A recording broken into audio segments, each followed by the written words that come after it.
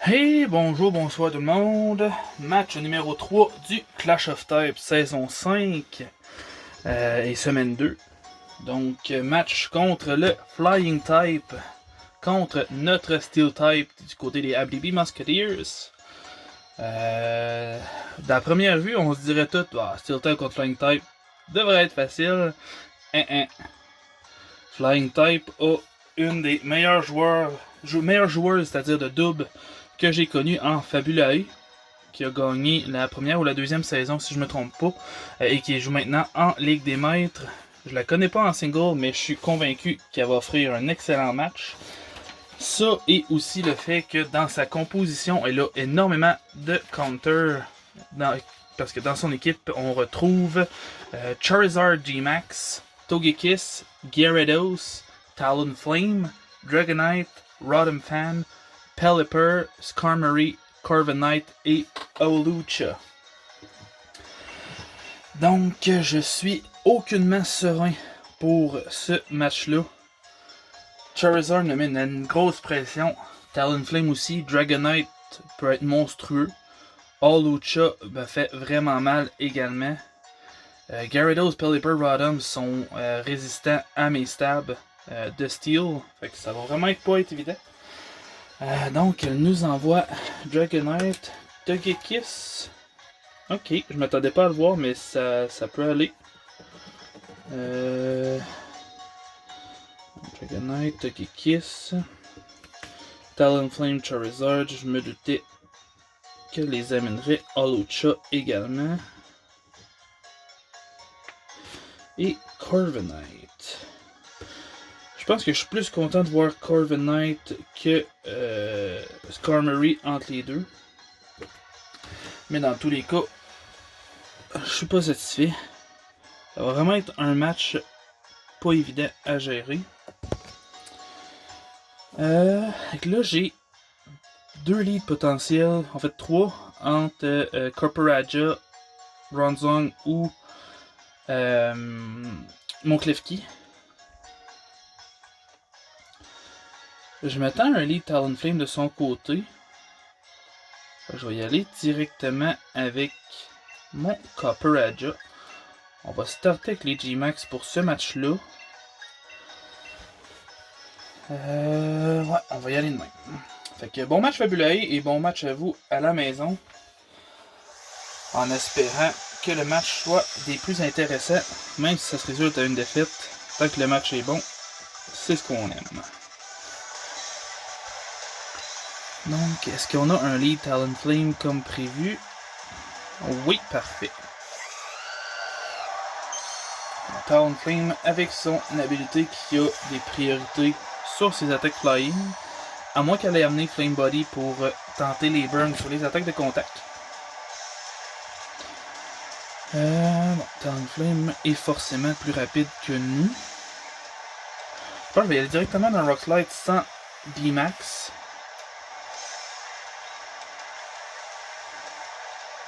Tailwind prioritaire. Si on mise pas, parfait. Donc, Talonflame qui est tué par Corporaja.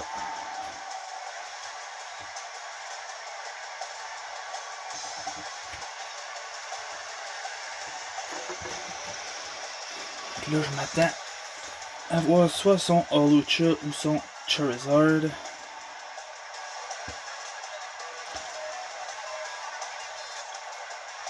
Donc, Corporaja qui était amené au K-Berry pour essayer de venir tank Charizard ou Talonflame.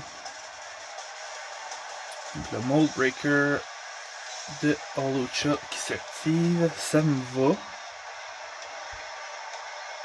Hawlucha risque de me faire vraiment mal, fait que je vais essayer de venir placer le Rockfall directement parce que je vais en avoir besoin après pour doubler la vitesse de mon Excadrill. Si son Hawlucha est Unburden, puis qu'il faut que sache ou quelque chose comme ça, il va forcément être plus rapide, je pense, que mon Excadrill malgré la sand à cause du Tailwind.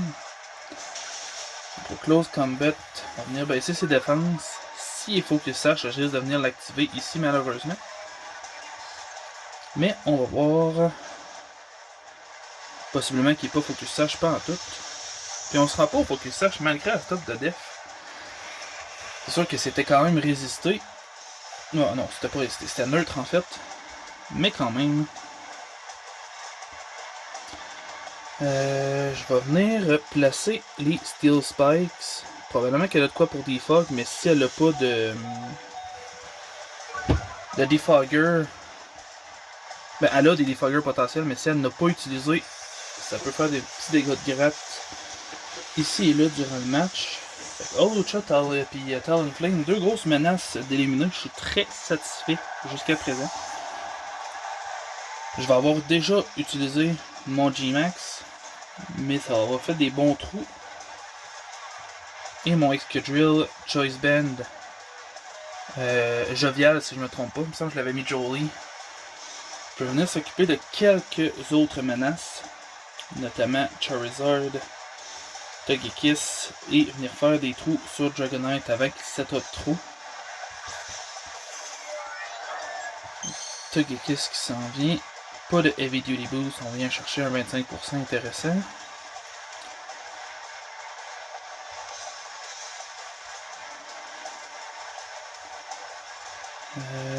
Est-ce que j'ai besoin de me garder un sacrifice potentiel? Je pense pas. Fait qu'on va venir sacrifier ici mon Copperajah. On va révéler la Okaberry. Qui est juste là pour être révélé parce que à ce stade-là, ça changeait absolument rien. On va s'entendre là-dessus.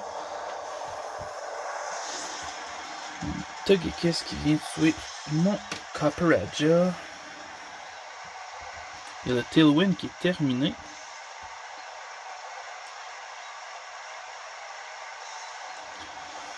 On va venir sur notre Excadrill. On va venir bourriner tant qu'on a la Sand.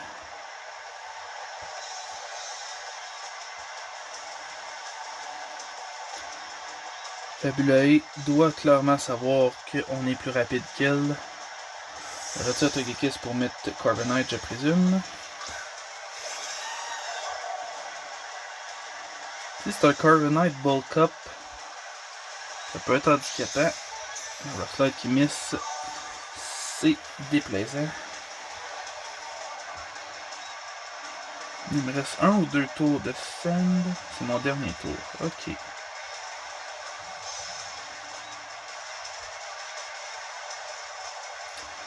Je m'attends au Body Press, malheureusement. Je vais rester sur Skillet. Je vais me risquer un autre Rock Slide. Ça finit de faire un... Je sais même pas si j'ai 20% là-dessus. La Sand est terminée.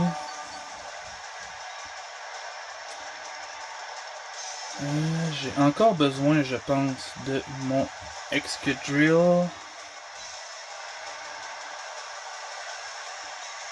Sinon, j'ai toujours Pêcheur pour son Charizard.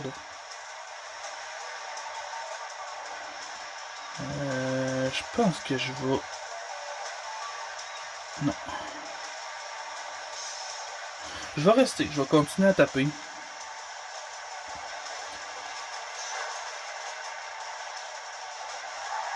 Un petit crit, ça se prend bien. Le Iron Defense. Iron Defense Body Press qui est à prévoir ici.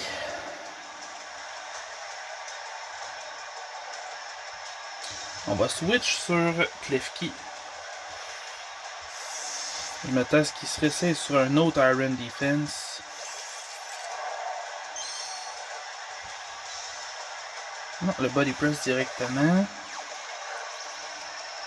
On va chercher un 50%, qu'on va être capable de venir placer au moins le Reflect tout de suite.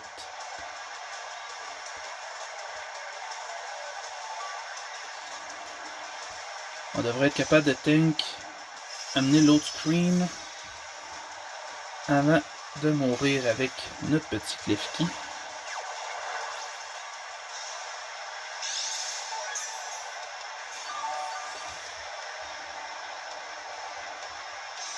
Et après la mort de Klefki, on devrait s'en venir de notre côté avec notre propre Corviknight.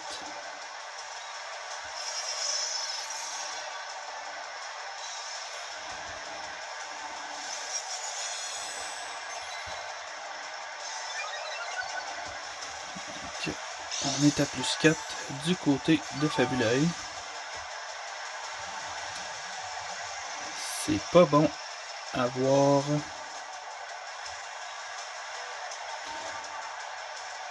On va switcher. Je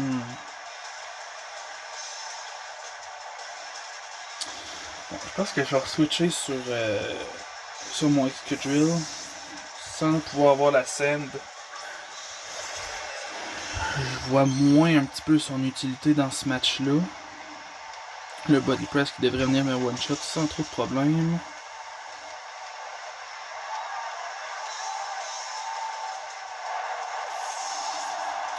Je pense que je me suis vraiment trompé dans mon set de Corviknight.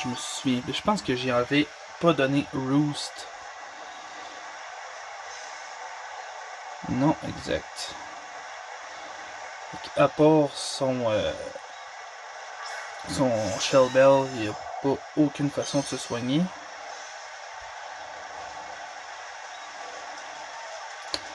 Ce qui est pas bon du tout.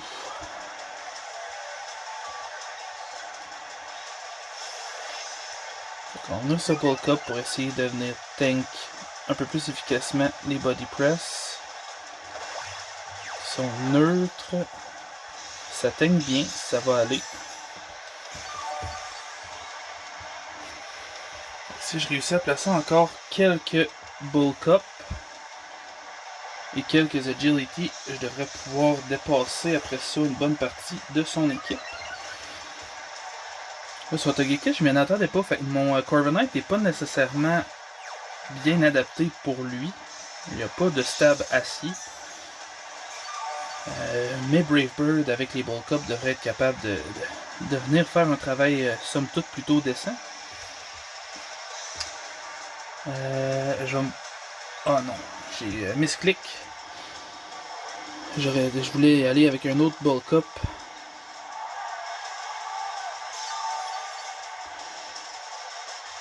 Le Shell Bell qui guérit pas de grand chose. On va continuer de ce setup.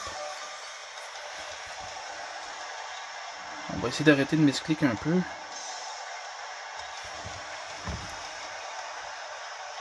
Après 3 bulk up, par exemple, ça va être important de faire un agility. Le X ici, le switch là, le ferait au meilleur moment possible, je pense.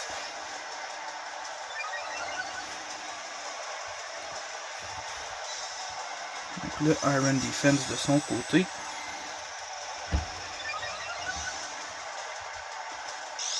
Donc là, c'est vrai qu'il y a vraiment beaucoup de setup pour switch,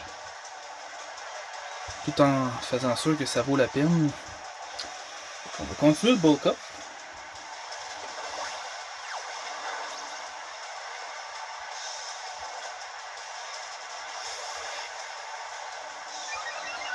Si mon décompte est bon, on serait à plus 4.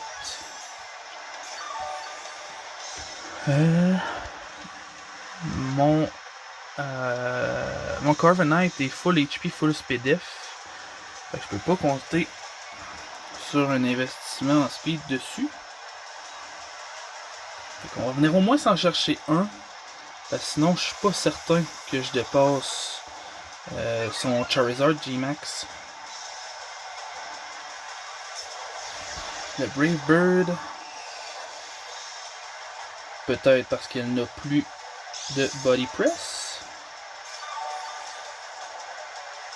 C'est une possibilité. Avec un Agility, je pense que je dépasse toute son équipe, par exemple, à moins qu'elle ait un Scarf sur Dragonite. Sinon, Dragonite, après un Dragon Dance, risque de me redépasser. Mais je devrais être capable de venir faire des bons dégâts avant que le kill soit fait. Donc, le Togekiss, qui devrait pas apprécier le Brave Bird. Reste à voir si le Shell Bell va me restaurer plus que ce que le Recoil va me faire.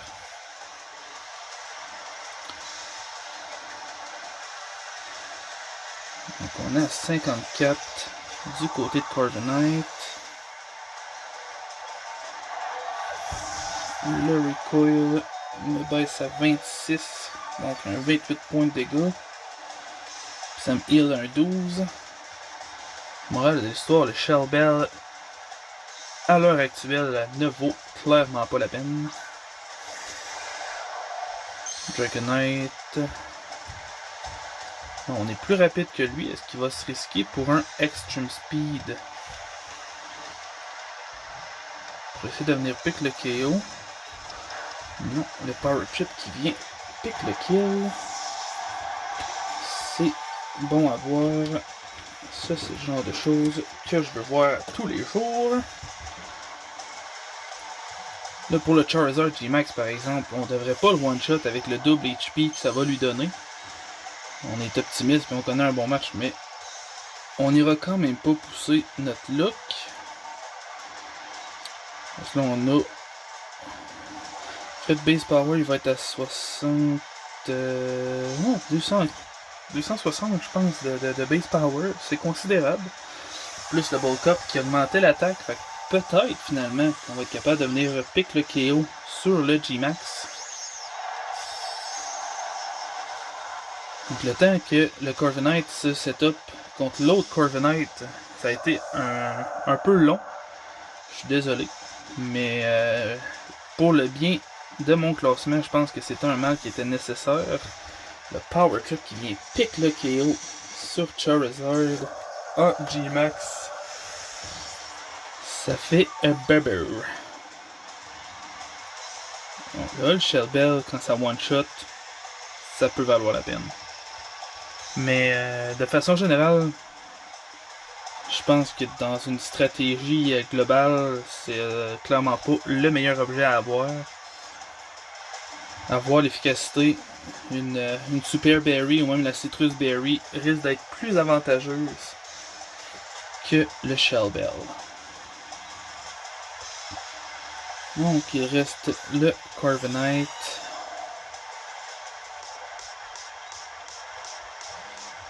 Un petit Power Trip qui devrait pouvoir venir finir ici.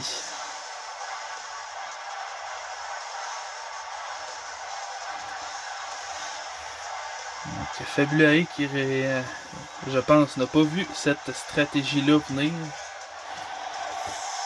J'en avais besoin si jamais Excadrill n'était pas capable de faire le travail. Mais je suis conscient que la stratégie n'est pas la plus agréable ni à faire, ni à regarder, ni à se faire faire. Mais son équipe était tellement menaçante que j'avais pas le choix de passer par ce genre de procédé-là, malheureusement. Donc, bon match à toi, Fabulae. Je suis satisfait du match. Comme je dis, là, la façon que je l'ai gagné est un peu cancérigène, comme qu'on pourrait dire. Mais le déroulement du match m'a forcé un petit peu à le faire de cette façon-là. Sinon, j'étais trop à risque de miss mes Stone Edge avec mon Bisharp, par exemple. Puis c'est ça, mes Rock Slide avec Bronzong était loin d'être garanti aussi. Donc, c'est ça, on va arrêter de tergiverser là-dessus. Sur ce, merci d'avoir regardé le match. Si vous avez apprécié le match, on like, on subscribe pour encourager vos Musketeers. Et sur ce, je vous dis à la prochaine pour le deuxième match cette semaine du Clash of Type qui va être contre le Water Type. Un autre match qui risque d'être fort intéressant. Donc, merci beaucoup et bye bye.